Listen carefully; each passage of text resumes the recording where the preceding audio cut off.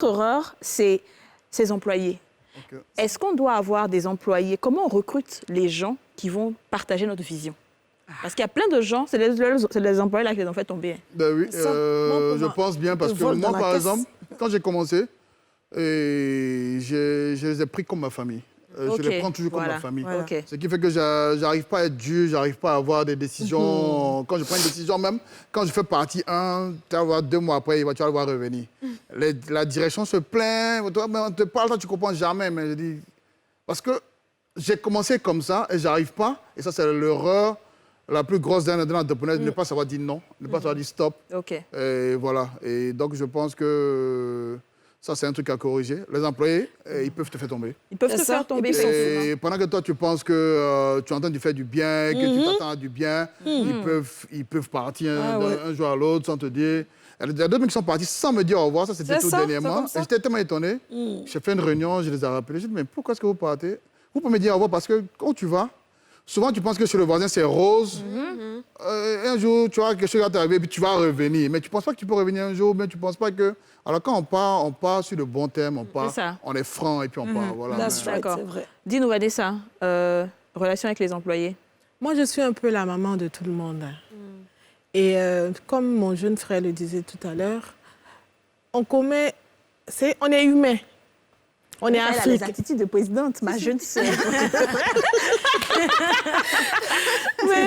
On est humain, on est africain. Donc, souvent, on a tendance à mélanger les choses. C'est ça, moi, ça m'est arrivé. Mais aujourd'hui, je dis toujours à mes frères avec qui je travaille, à partir du moment où ton attitude commence à empiéter sur mon activité, je te stoppe. D'accord. J'ai travaillé avec ma famille, je travaille avec ma famille, mais j'ai déjà viré ma grande sœur, de même père et même mère, parce que madame venait tout le temps en retard. Et c'est pas parce que c'est ma sœur que je vais la caresser dans le sens du poil, faire des différences. Alors là, pas du tout. J'ai travaillé avec mon fils aîné était à la caisse, mais j'étais plus dure avec lui. Parce que je me dis que lui, il doit être un exemple pour les autres. Donc, par rapport à ce que Boris disait tout à l'heure, on a des employés qui souvent, arrivés à un certain moment, ils s'oublient. Ils ne savent pas que la grâce qui est sur notre vie, ce pourquoi nous sommes là, c'est parce que chacun de nous a une grâce particulière sur sa vie, dans son domaine d'activité. Et donc, si je prends par exemple Kadi, tu viens travailler avec moi. La grâce qui est sur ma vie, là, elle est sur ma vie. Ouais, c'est ça, en tout cas. Et donc, à partir de là, je leur dis toujours, je suis comme un vase. C'est trop chic. Dans lequel Dieu met beaucoup d'huile. Et c'est cette huile-là qui déborde sur vous. Les pieds d'arôme. Mais à partir du moment où tu veux rentrer en conflit avec moi ou en conflit avec mon activité, il y a un problème. À partir du moment où tu veux plonger dans le vase. Tu veux même soulever le vase. Il y a un problème. C'est comme il y a des coiffeuses, il y a des filles que j'ai formées, arrivant à un moment, parce que je l'ai mis en contact avec X ou Y, pour elle, vraiment, elle est plus... Mais non, il n'y a pas deux capitaines dans un bateau. C'est moi et non toi. Exactement. Donc, les clientes vont peut-être la monter, elles vont partir, mais elles vont se rendre compte qu'elles ont fait une grave erreur parce que les faveurs que tu avais peut-être chez moi, tu ne les as pas forcément chez les autres. C'est ce qu'elles ne savent pas. Les clients que tu avais tous les jours, quand tu vas te mettre à ton propre compte, tu n'auras pas ces mêmes clientes. C'est moi que Dieu a béni et non toi. Et ça, oui, ça c'est ce qu'ils oublient. Il y en a beaucoup quand ils partent. Une de mes assistantes que j'ai renvoyée comme ça, parce que quand on part sur les plateaux de tournage et tout ça, parce qu'elle rencontre tous les acteurs de cinéma, toutes les stars, elle pense que Jean, elle est arrivée, elle fait les photos et tout. Mais ce qu'ils ne savent pas, c'est que... Elle dit à un acteur là-bas, non, quand j'ai quitté chez Kadi, je vais être ton assistante et tout. L'acteur, il a bien validé. Mais c'est ce que je dis toujours aux filles. Les gens s'intéressent à vous parce qu'ils savent que vous êtes dans notre entourage. Exactement. À partir du moment où tu n'es plus dans mon entourage, tu veux qu'ils fassent quoi de toi? C'est comme si ta valeur a diminué. Exactement. Si tu veux partir, pars par la grande porte. Ouais. Je préfère que quelqu'un vienne chez moi, il est appris, et qu'après, moi je dis toujours, ça me fait plaisir de voir mes enfants réussir. Ça. Je suis une mère de famille. Je veux que mes enfants aussi réussissent. Donc, pourquoi est-ce que je veux empiéter sur le bonheur de l'enfant de quelqu'un?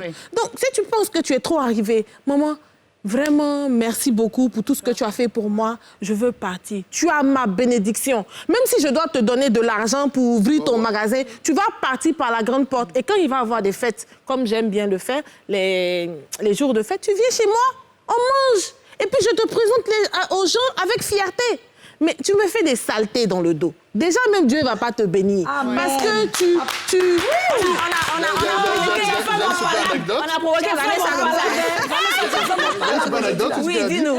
Seigneur. Je pense que l'année je suis passée, quand il y a eu le Covid, j'ai pris un manager que j'ai mis comme directeur de mon restaurant.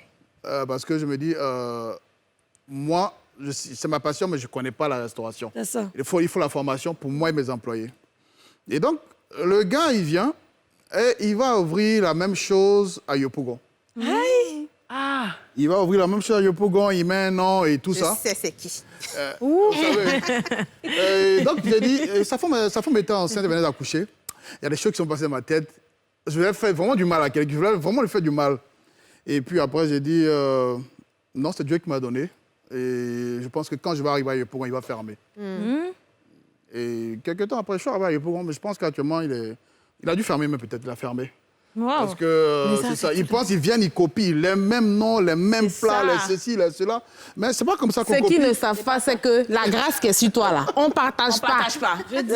Oui, dis-nous, on est déjà à la fin de l'émission, hein, vous là. Moi, quand je suis dans mon salon, quand j'étais dans mon salon, dès que les clients arrivaient, même si la personne va aller faire une prestation de 10 000, la personne va se retrouver à dépenser 60 000, 80 000. Pas parce que j'avais cette façon, mais pas à cause de ma convivialité, bien discuter avec la personne, bien recevoir la personne. Les gens, ils sont toujours attirés par des gens qui sont respectueux. Mais jusqu'à aujourd'hui, je vous dis que j'ai fermé. Pas parce que je ne vais pas réouvrir, mais ces filles-là, elles appellent mes clientes pour dire, attendez, c'est moi l'anglairie, ça avait fait tes ongles. Et puis les gens m'appellent pour me dire, non, elles font ça, elles sont méchantes. Pourtant, moi, vraiment, le conseil que je peux donner avec les employés, arrêtons les familiarités. Moi, ce qui m'a fait couler, ce sont les familiarités. Acheter à manger, rire avec elles, ça ne va pas venir causer avec elles, rentrer dans leur vie, elles ont l'occasion de rentrer dans la mienne. Ça a été la plus grosse erreur de ma vie. Tu penses que tu fais du bien, mais après, eux, ils pensent que non. Parce qu'elles sont trop arrivées. En fait, moi, je dis toujours que... Désormais, c'est fini, ça. Toi, tu les aimes. Non. Mais sincèrement. Ouais, mais alors qu'en retour, Elle ne t'aime eux, pas. ils t'aiment, mais de façon calculée. C'est ça, bien sûr. Moi, j'ai entendu des gens dire que, oui, elle gagne ceci chaque jour, c'est nous qui faisons... Tu n'as rien compris, au fait, à la vie. Exactement. Mais parce qu'il n'a pas de culture d'entreprise. C'est ça. Et moi, parce que moi, quand je suis un peu low, je vais voir un psychologue. Il n'y a rien de bizarre. Tu as la vie de Non, président. Je pense que c'est très important pour tout entrepreneur. Rien de mal. C'est très bien. Il faut qu'on descende très au fond. Donc, je vais aller voir le psychologue. Et puis, je dis, mais je ne sais pas comment me gérer mes employés. Il me dit, non. Je ne veux pas qu'on me dise que non, je fais comme les Libanais qui sont méchants et tout ça. Il dit, tu es sûr que les Libanais sont méchants? Ah, c'est ça. Trouve donne un autre mot à méchant. Je dis rigoureux. Il dit, tu vois, Voilà. ils sont rigoureux, ils ne sont pas méchants. Ouais. Et j'ai compris ça. C'est ça. Ils sont rigoureux, les étrangers qui travaillent, puis quand nos frères viennent nous blaguer pour dire ils m'ont maltraité, puis on dit ouais, c'est vrai, ils sont comme ça. Non, ils sont rigoureux parce que quand toi-même tu les prends, c'est qu'ils te font. Ah bon? Tu peux pas croire. On dit c'est conséquences qui donnent conseil. C'est ça. Dis-nous, Alice, on est déjà à la fin de l'émission. Encore? Oui, encore. On a déjà fait une heure d'émission. Alice, erreur d'entrepreneur et en même temps mot de fin. Je pense que j'avais déjà donné mon erreur. Là, on parlait maintenant des employés.